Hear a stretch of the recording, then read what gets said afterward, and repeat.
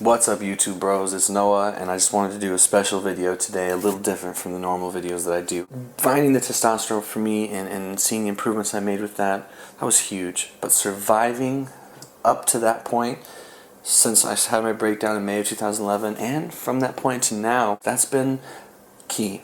And I couldn't have survived without this man. He's going to introduce himself to you, and I want you to hear his story.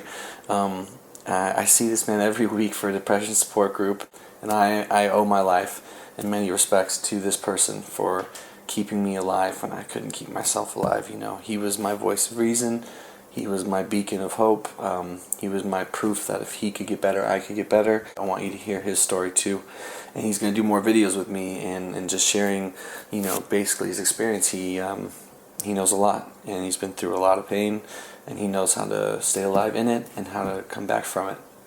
So, without further ado, thanks for watching, guys. Hope you enjoy this video, and I hope you enjoy Doug's story.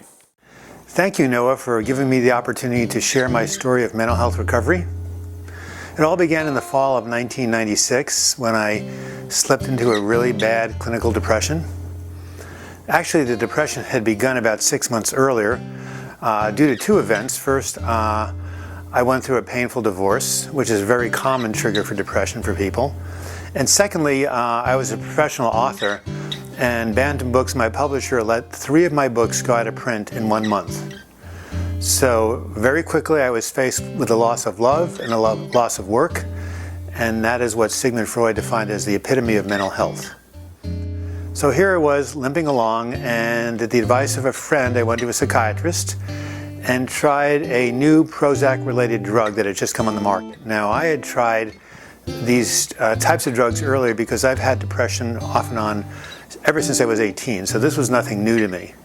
But I thought this would maybe help me cope a little better. But unfortunately, I had an allergic or paradoxical reaction to this drug. And instead of calming me down, it sent me into an agitated depression. The first night I woke up at 3 in the morning, I was highly anxious. I couldn't go back to sleep. I woke up again at 6. I was pacing back and forth, back and forth. As the day wore on, I got worse and worse, and so I went down to the emergency room and entered into a psychiatric ward asking for help. They put me on some tranquilizers, which were useful, and a couple of days later I was discharged. For the first week I was feeling okay, but slowly the anxiety started to creep up, and even worse, a really bad depression hit me. A friend calls it a black tar depression. Now I want to describe a couple of characteristics of this depression. First was the intense pain. Now it's not like a physical pain where you can locate it in some part of the body. It wasn't burning or stabbing or shooting. It was like an all-encompassing malaise that affected every fiber of my being. So this pain of depression, it's hard to talk about to someone who hasn't been through it. William Styron, the great author who wrote the book Darkness Visible, told his daughter, "I would rather have my arm amputated without anesthesia than to go through the pain I'm going through right now." That's how bad it was. The second thing about the pain, it was chronic, it was unremitting, it was always with me, non-stop, like having an emotional toothache. You know that throbbing of the tooth, pound, pound, pound, pound, pound, you can't get rid of it. I'd go to a movie, it was there. I'd go take a walk in the woods, it was there. I'd go out with a friend on a beautiful sunny day, it was always there. A few times, except maybe when I was sleeping, did I get any relief. And then finally, the worst thing about this pain is I thought it would never end. I felt like this is the way I'm going to have to live forever. That feeling of hopelessness that is so classic of depression. And I thought to myself, well, if this is how it's going to be, I might as well check out. Okay, so that was the pain of the depression, but even more than the depression, it was the anxiety that was the defining symptom of my episode. As I said, I had this agitated depression, and these anxiety attacks would come upon me without warning. Usually first thing in the morning I would get up and my foot would, I would start shaking like this, my feet would go back and forth, my feet, they'd be tapping, and I'd kind of start rocking myself. I felt as if someone had snuck into my bedroom and injected me with 5 cups of espresso. I felt like my nervous system was just completely out of control. Then I would go swimming, it would calm down, I'd feel okay, and then it would come back on again. It was like an epileptic seizure. Sometimes the only thing I could do is literally hit my head against the wall or hit myself on the head to try to externalize the anxiety that I was feeling. And I would take Klonopin sometimes to try to calm me down. It would, but I'd be really loopy and feeling kind of drugged, and then it would wear off. and it would come back all over again. So eventually I felt like my head was being batted back and forth like a ping pong by two drunken ping pong players, one named anxiety and the other named depression. Now, I went back to the psychiatrist and said, yeah, I'm really in a bad state. Can we try some other drugs here? And they tried a whole bunch of them over the 1 year, all sorts of types, the tricyclics, the SSRIs, what are called the MAO inhibitors, every class I can think of, and nothing worked. So at last I was diagnosed with treatment-resistant depression. And the other thing that happened is that, well-meaning friends would say to me, well, look, you've written these books on affirmations, positive thinking. Why don't you try to just, affirm your way out of this depression? Why don't you just try to use positive thinking and use your force of will because you've got a strong will? Well, when the pain of depression, when the agitation of anxiety crosses a certain threshold, then you can't will yourself or think yourself out of it.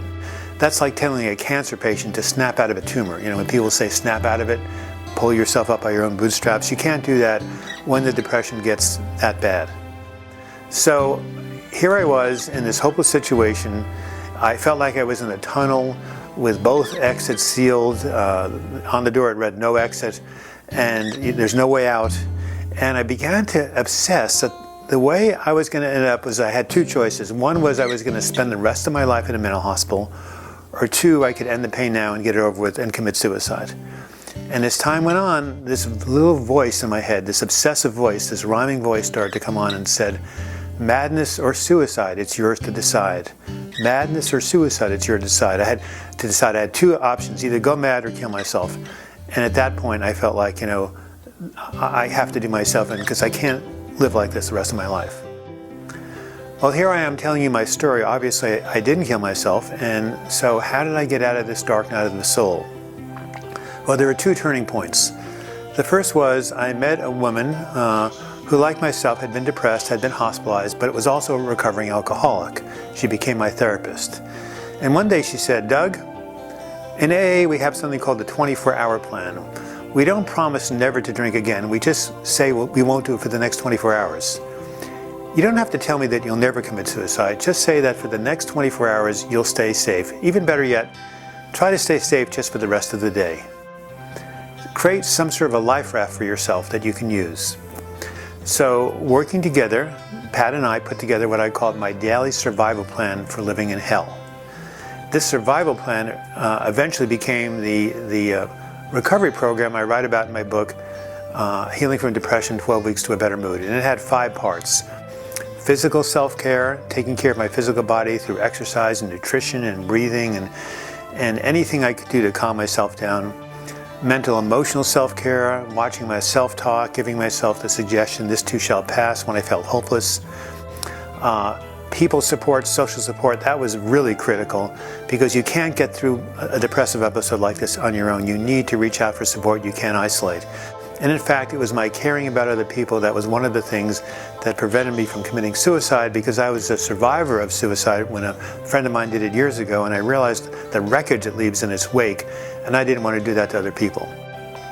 Then there was spiritual connection, feeling part of something greater than yourself, which I'll talk about in a minute. And finally, what I call lifestyle habits, which is basically giving structure and your routine to your life, trying to get out into nature, and other positive things you can do during the day that will help you feel better, even if it's only for a moment. Now, creating this survival plan was very good for me because it gave me some sense of empowerment. I knew I couldn't stop my symptoms. I couldn't control the anxiety. I couldn't control the attacks. I couldn't really stop the dark thoughts. But if I could at least do a couple of things each day that attempted to help myself out, I felt like maybe I, have some sort of power here and I can have some impact on my recovery. So that kind of kept me afloat.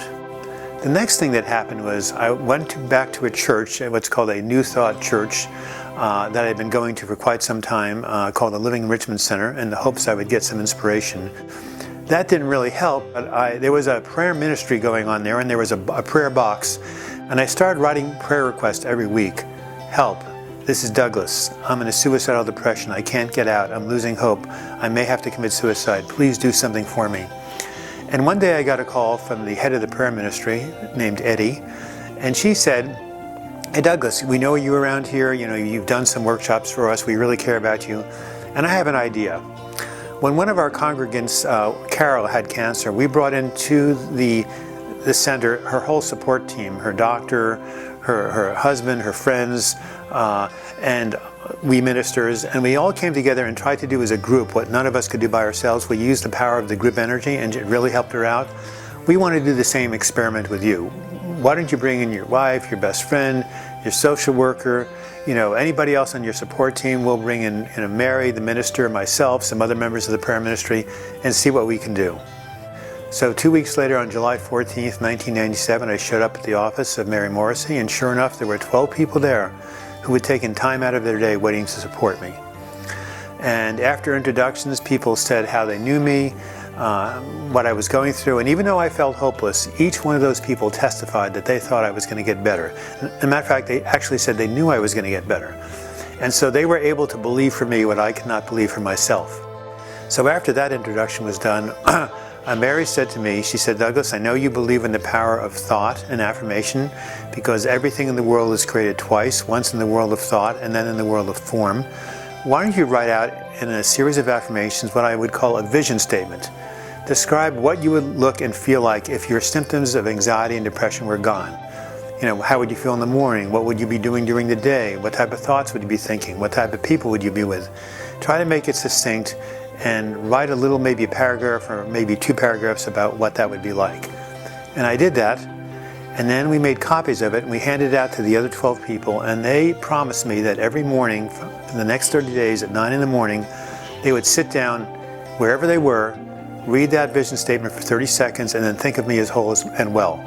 And I could count on that group mind working during that time.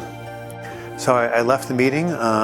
I was encouraged by the support I was getting. I didn't really feel any better. In fact, the next day, Tuesday, I felt worse. But then something really special happened on Thursday, 3 days after the meeting. I woke up and the black cloud was a little more gray, less black. The agitation was a little gentler. I just felt some sort of relief that I hadn't felt in months and months and months. By Saturday, I was feeling well enough to hike in the gorge with my best friend.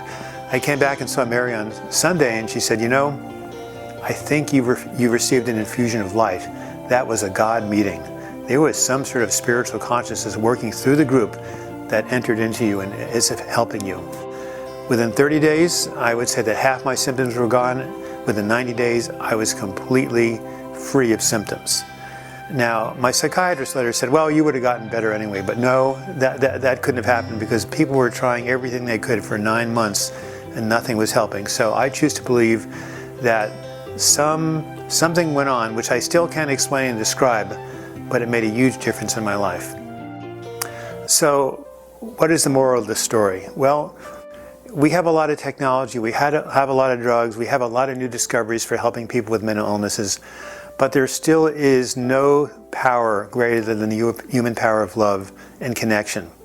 Dean Ornish wrote a book called Love and Survival, in which he details how strong community and connection can help people survive heart disease and other types of chronic physical illnesses in a way that even medicine and drugs cannot help.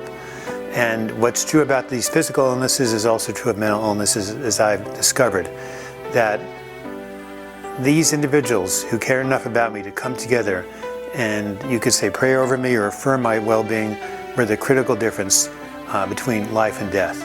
I'd like to conclude my journey by sharing with you a few words that I wrote in my book, Healing from Depression. What goes down must come up. There can be no death without rebirth. Every ending is followed by a beginning, and the experience of hell is nothing but a precursor to the glory of heaven. In other words, I tell people that, if you're going down into depression, you will rise again. That's just the way that nature operates. Day follows night, spring follows winter. And these are not an intellectual supposition, these words. I went through this. I went through the crucifixion and the resurrection. So I know this is real, and I've seen people in the groups I've led, I've seen people write to me after reading my book. This is not just my story, this is our story. And I do have this final message to share with you that really describes this death and rebirth experience. If you are on the edge of the abyss, don't jump. If you are going through hell, don't stop. As long as you are breathing, there is hope.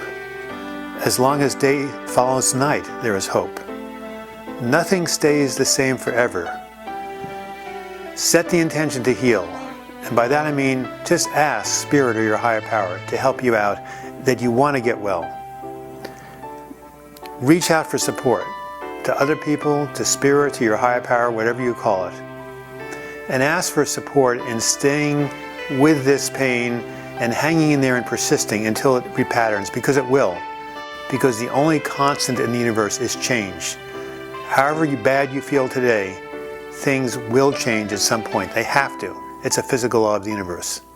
So, set the intention to heal, reach out for support, and you will find help. Thank you so much for taking the time to listen to my story.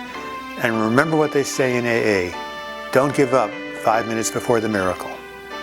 Thank you.